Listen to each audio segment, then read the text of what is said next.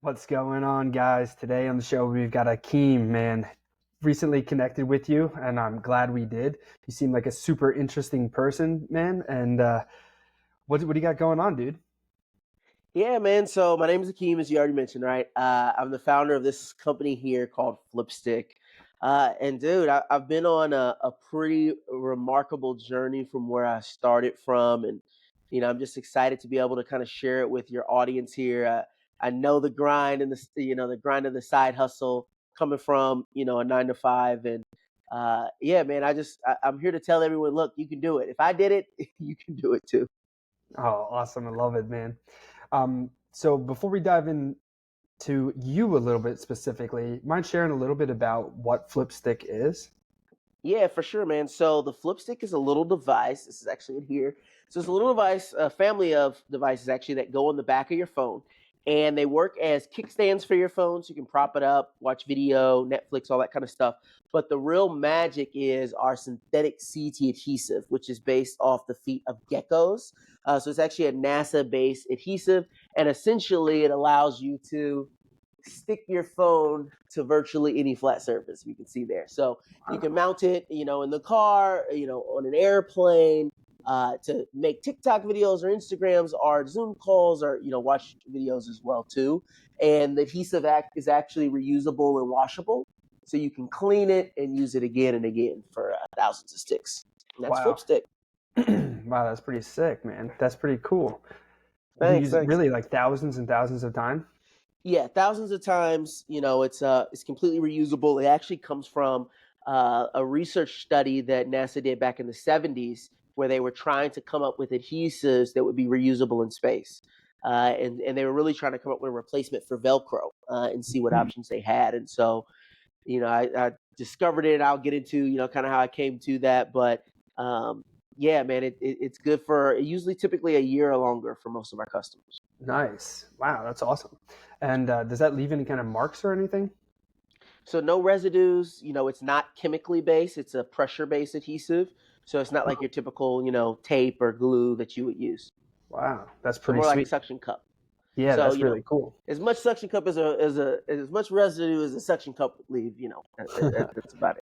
Yeah. So let's dive into a little bit about you specifically. So how did you get into that, and what's your story like?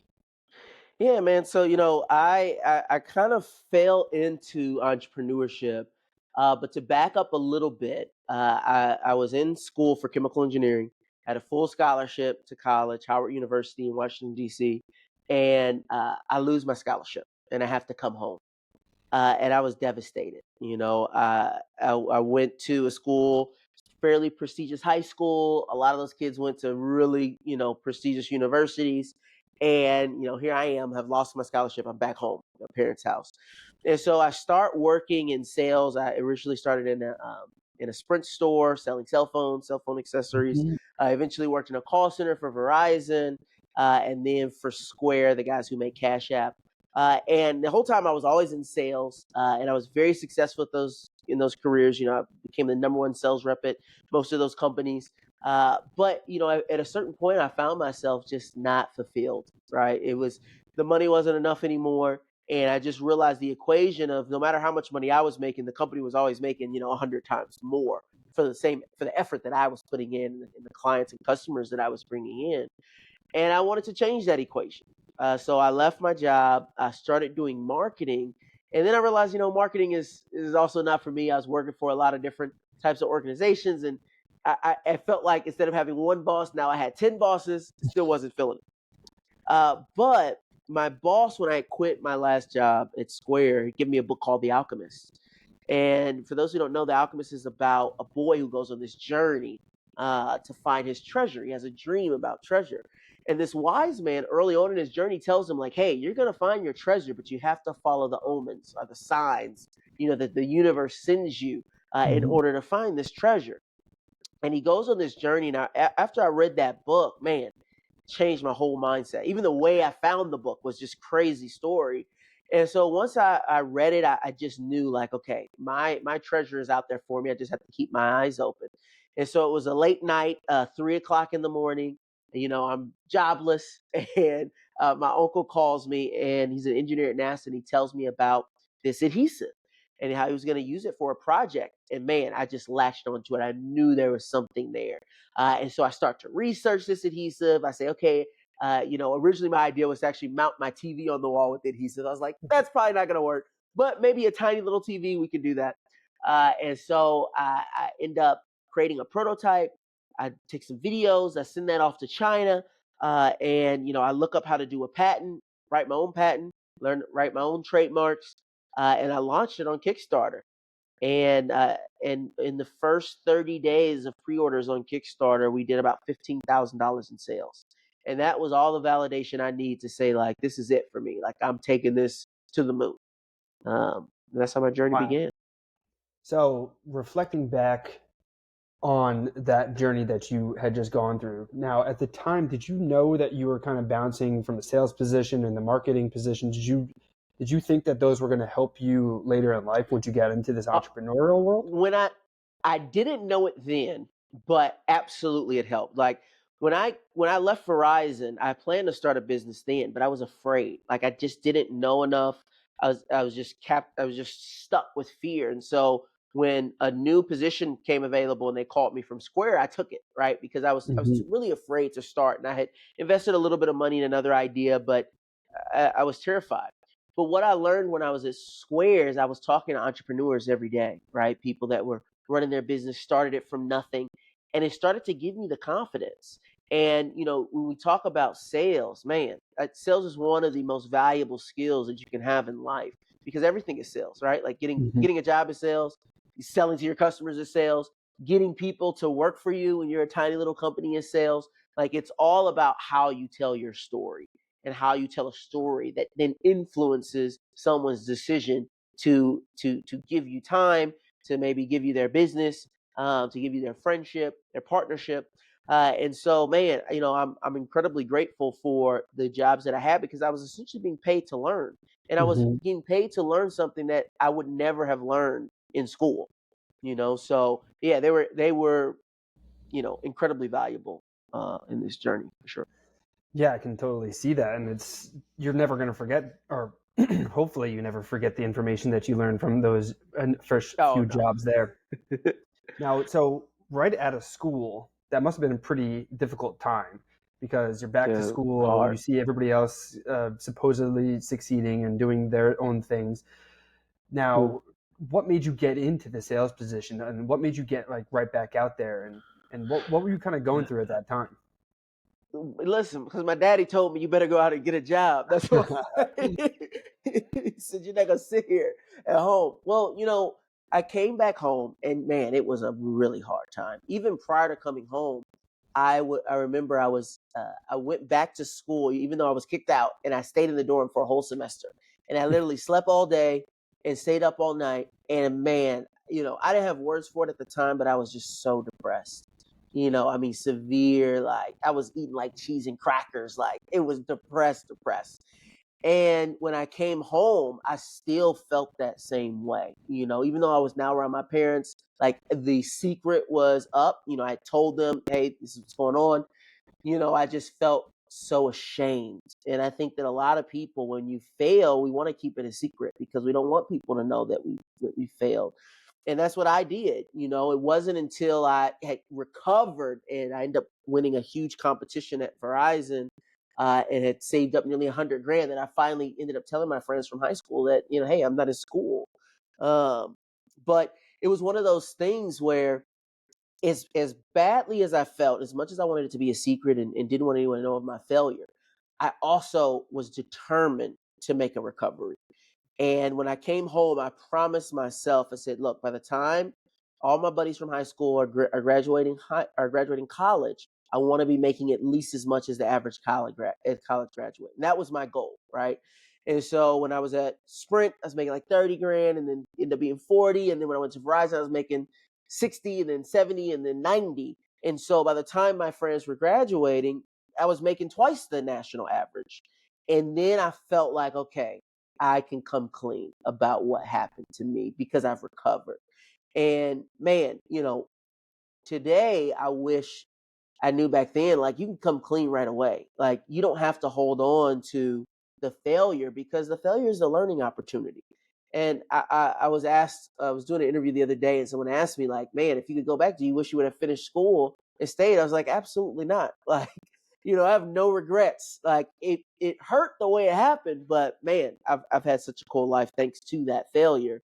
And honestly, it made me resilient enough to go on this journey, because if I can recover from that, what at the time seemed like an insurmountable failure, my life's over. Everything else seems like a walk in the park. Yeah, I love that mindset you have there of looking at the setback as a learning opportunity to really propel yourself forward. And Yep. and I feel like you've got the perfect blend of motivation. You had a little bit of the motivation of the fear of getting caught about one of your setbacks in school. So you wanted to Mm. that so that drove you to continue like learning and growing and working hard. And then at the same time, you had the reward kind of motivation, like, okay, yeah, I got to make more money. I got to get to this spot here, so then I can kind of replace the identity that I previously had, which at the time seemed to be like a negative identity that you associated with because of the Yep. school situation. A hundred And percent. so I love that motivation and that blend of everything there. And so now I got to ask you, what's motivating you to continue growing forward and building the business and expanding and doing Yeah. all everything else you've got going on? Yeah, man. So, I would end up taking Flipstick, right? And we first started in a mall selling at a kiosk. Eventually, I apply to be on Shark Tank. I don't make it on the Shark Tank. I then say, okay, I need another celebrity. Let me get Jay-Z. And then I'm like, okay, maybe Jay-Z's too much. And then I'm like, okay, but what about Diddy? And so I go and I convince Diddy to buy a ton of Flipsticks by rapping my pitch in a music competition to him. He introduces me to Snoop Dogg. Snoop Dogg ends up loving the Flipstick. They help get me on Shark Tank. We do Shark Tank, and man, from there we just took off. We raised a ton of money. We got into tons of retailers: Target, Best Buy, AT&T, T-Mobile. Went and got on the QVC, the Shopping Network, Today Show, People Magazine, all this crazy stuff, right? And it just showed. Man, I look back and I'm like, wow, like once upon a time, I felt like a complete failure. And I saw my life as limited in what was possible. And so, last year we hit our biggest year ever in revenue, but we had a secret, and that secret was that we weren't profitable.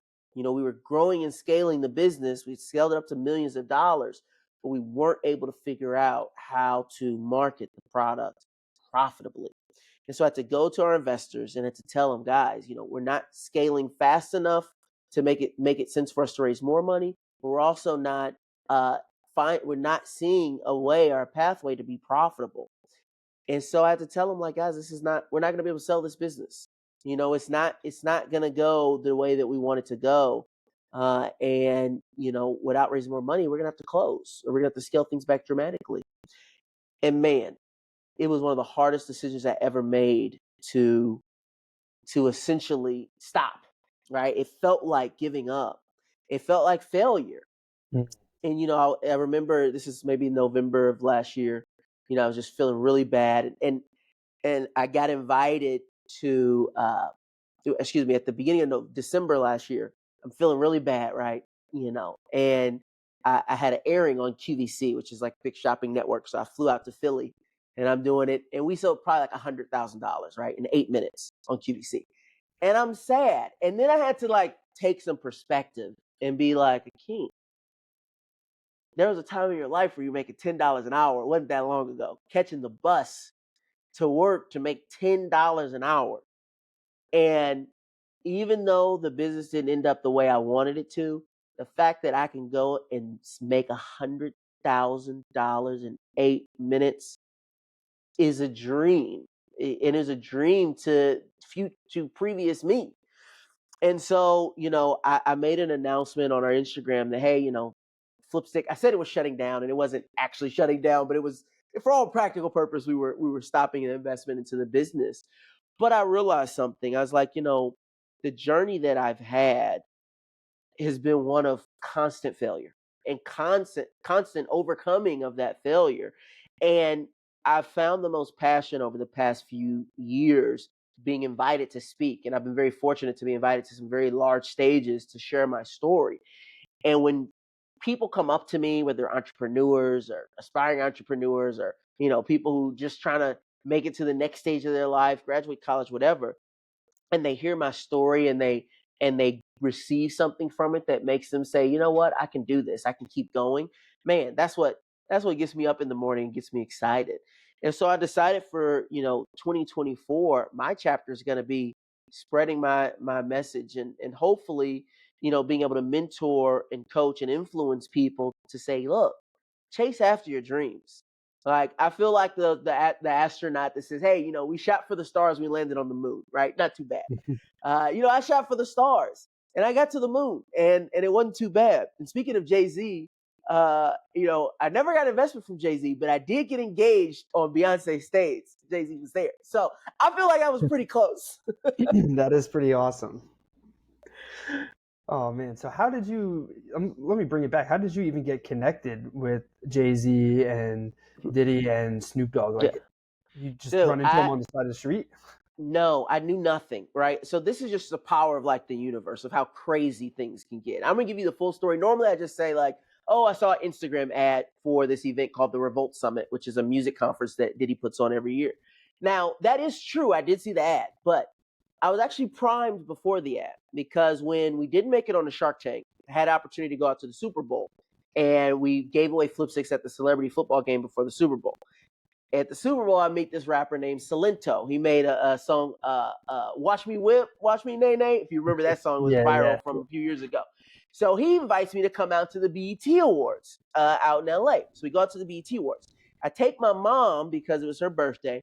And on her flight back, she meets this guy that says, hey, my brother is really close to Diddy. Your son should talk to him. So I hop on the phone with this guy. He introduces me to another guy. They introduce me to another guy. Eventually, I'm on this conference call with allegedly Diddy's best friend and then this other guy. DP was his name. And they're trying to convince me like, yo, we got this show coming up. And these are like, these certified gangsters, these are like, they met in the penitentiary, you know what I'm saying? And they're like, we can get you set up with Diddy. We'll have you at this event. All you got to do is give us a percentage of your company and we're going to make $1 million. So they were trying to hustle me. And I felt they were trying to hustle me. And eventually I looked them up and I find out DP is an international drug lord. Oh, and he went to prison because he had moved $150 million worth of drugs through private jets and was cleaning it through the record industry. Crazy, right? So I go and I tell these guys, right? Yeah, no, I'm not going to do business with you. Look, I don't need you. And I don't want to give you a percent of my company. Needless to say, they were very upset. Yeah. They were like, you wasted our time. They're upset. And so it was that mindset that I had, right? These guys are trying to hustle me. They say they know Diddy. I don't know who they know. They're just trying to take a piece of my company that I see this ad for the event that they were talking about. So I'm like, you know what? I'm going to go to the event and I'm going to get Diddy to invest just to spite them. And so, man, I decided to go to the event. There was a pitch competition for businesses. I didn't get in the pitch competition because it was closed, but they had a music competition. So I'm like, look, I got to do what I got to do. I took music appreciation in high school. So, I'll figure it out. I'll write a rap. And so I write the rap. I go down. I do the rap. They love it. Then they disqualify me because they're like, you can't be in the top 5 because you don't want a record deal. You're trying to pitch your business. I said, what's the difference between a record deal and pitching a business? Yeah. And what ended up happening was right before the final top 5 got to go on stage, there was a comedy show with DC Young Fly. And I was sitting front row and he was cracking his jokes. And I just stood up and I held my product in the air. And he looks at me and with very colorful language, he was like, yo, what are you trying to sell me, bro? And I just go full pitch mode, full sales mode, like I'm in the Sprint store. It lets you stick your phone here. You can make TikTok videos. And He goes, I'm not sure if I can curse on the show, but he goes, I got one question for you. He's like, will it stick to my girl's ass? Because if it will, I'll take 50 of them right now. No And way. man, the crowd goes nuts. Eventually, the whole show gets derailed, right? People are coming up to the stage, and eventually he lets me on the stage. I do my rap during his set, and I end up going backstage. I meet DJ Khaled, I meet Diddy, I meet all these guys, get everyone's contact information. The sponsor of the event was AT&T. I get all their contact information. And as I'm backstage, right, and I'm like, adrenaline is pumping through me. It was so much adrenaline, like there was free drinks in the back, but I'm drinking. And I'm like, this alcohol's not affecting me. What's going on? But I'm sitting there, and all these famous people are there, and all of a sudden, I see DP and Diddy's best friend. They're Oh, like no way.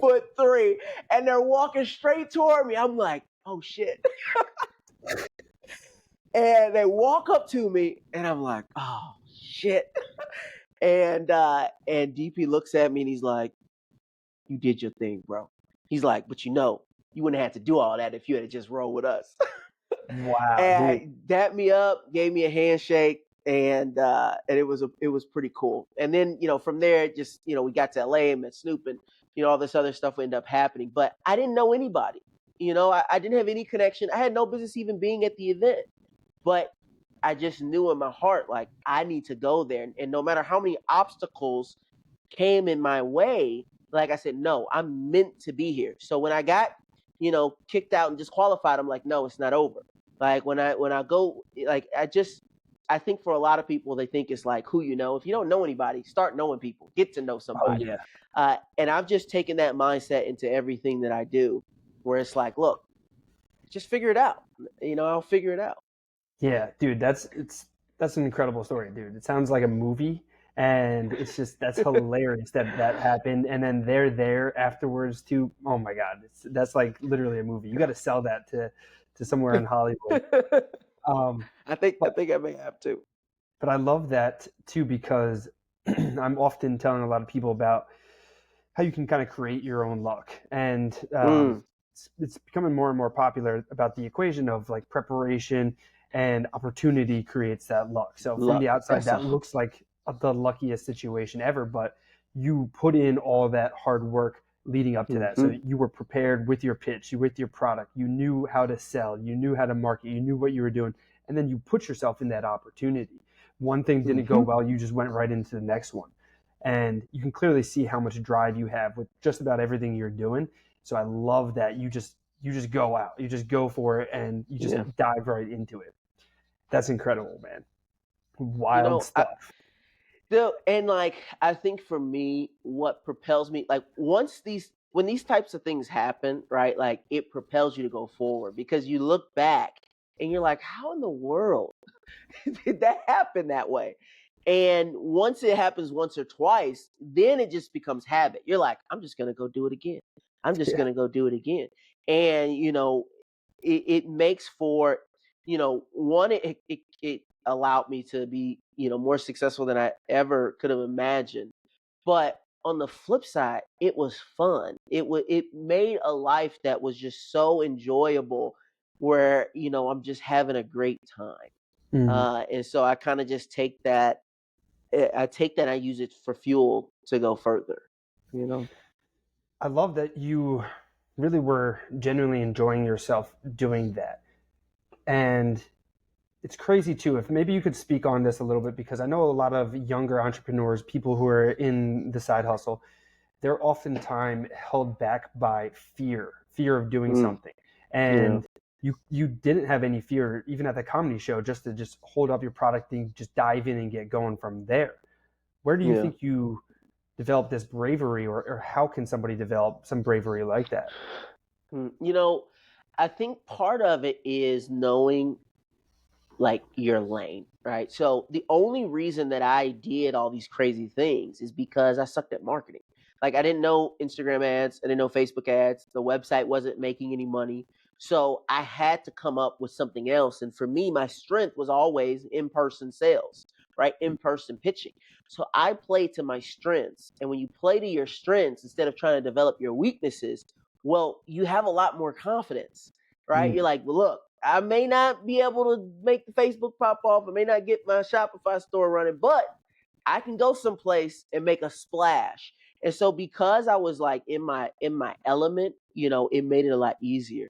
And then in terms of fear, like, I let fear hold me back, my whole life. When I sent you the email, I said from psych ward to Shark Tank.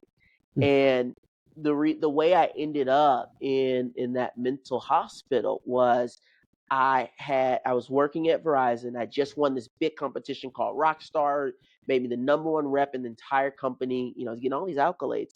But then I had this massive anxiety attack Thanksgiving night, and it led to a ton of insomnia and depression, and it was extremely painful, even worse than what I had experienced in high school, and excuse me, in college. And what brought that on was my realization that I was gay, and my parents didn't know, my family didn't know, no one knew. I never told a soul, and I was just hoping that it would go away, that I wouldn't have to, I was like, I don't want to have to carry that burden. At least that's what I felt then.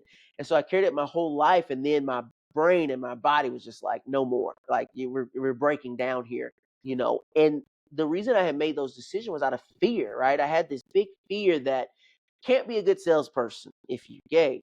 You can't, your parents won't love you if you're gay. Your friends won't be your friends.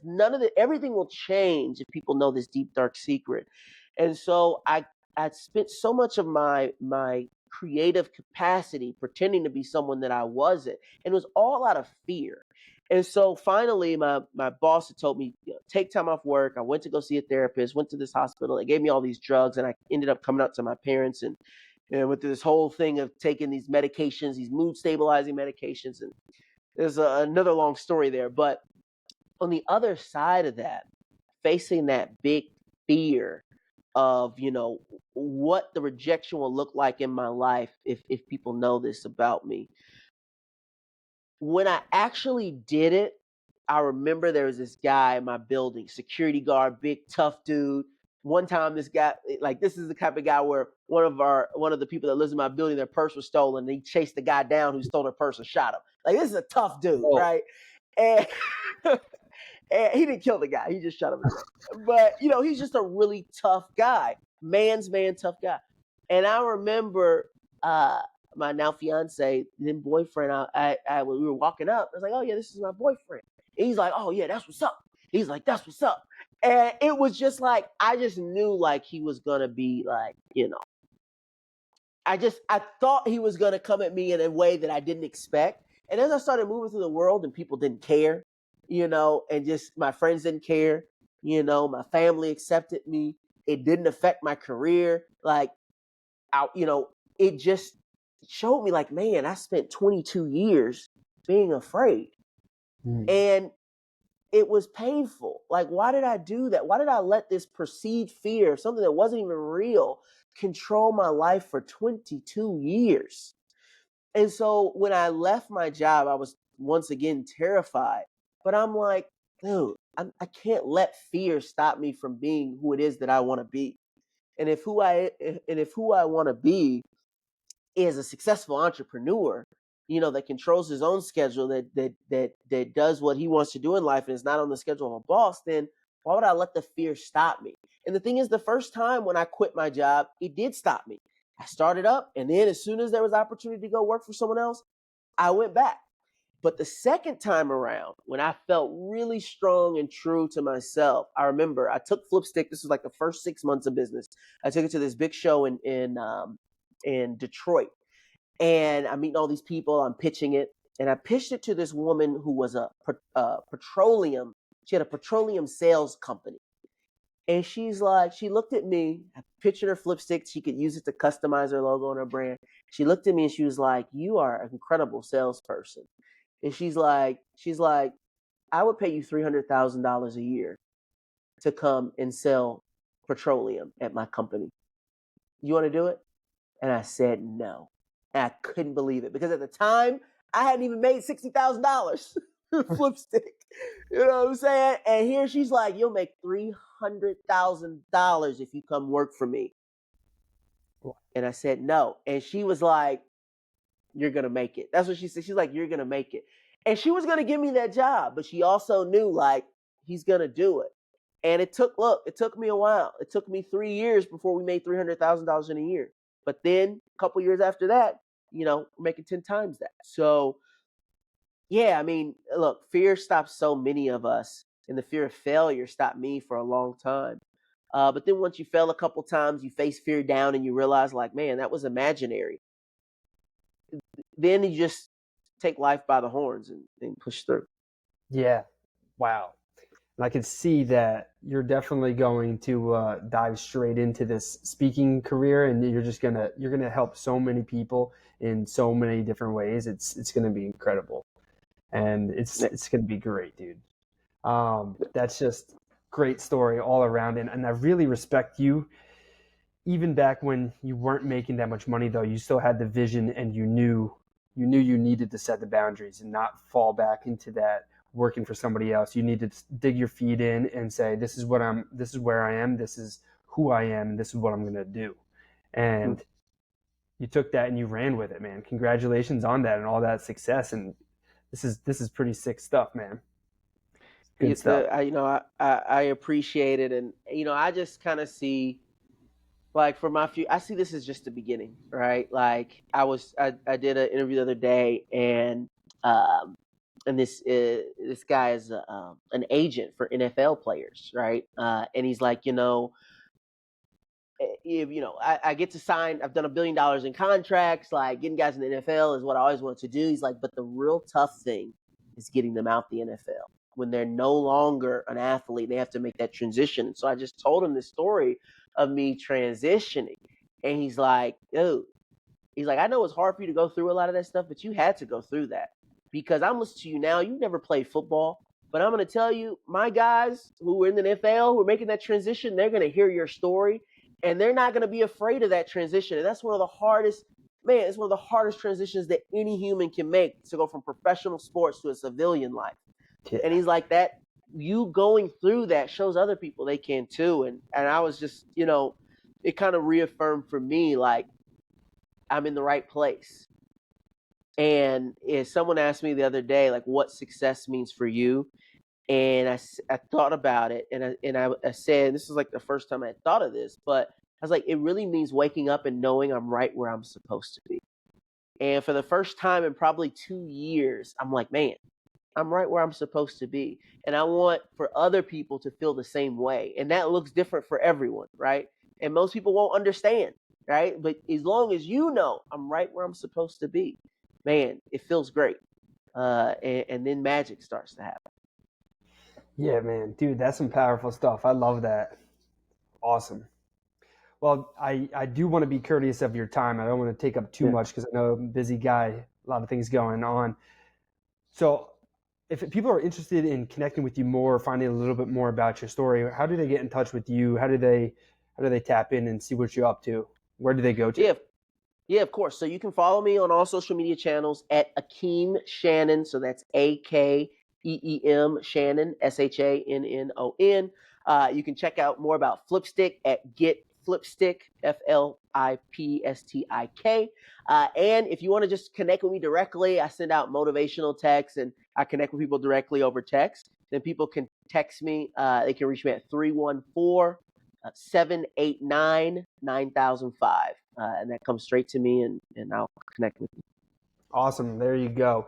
Connecting through text, social media, and Flipstick. It's Flipstick without the C in stick, That's correct? Right. Yeah, That's so right. FLIPSTIK. All right, dude. I appreciate you so much. I love the story. I love everything you got going on. I can't wait to hear more of you when you start hitting some of these crazy big stages. And I genuinely appreciate you taking the time to stop today and share this story and a lot of valuable information and knowledge and experience even with the audience. But before I let you go, man, I got to ask, what would be your number one piece of advice for surviving the side hustle? Don't give up. Don't give up too soon. And like so many people, especially when it's a side hustle, when you first start, it's exciting and you're ready to do it, and you're motivated. And then when you get just a little bit further, it gets really, really hard, because you're trying to take something from a hobby to a business and people stop, they start something else, don't quit, because I'm telling you, in my experience, is just on the other side of that really difficult wall that you have your next rocket ship that takes you off. So don't give up too soon. Boom. Love it, man. Love you. Thank you for taking the time. Thank you, Got to have Rob. you back on the show in the future. Appreciate you so much, man. We'll talk soon. Appreciate you. Take care.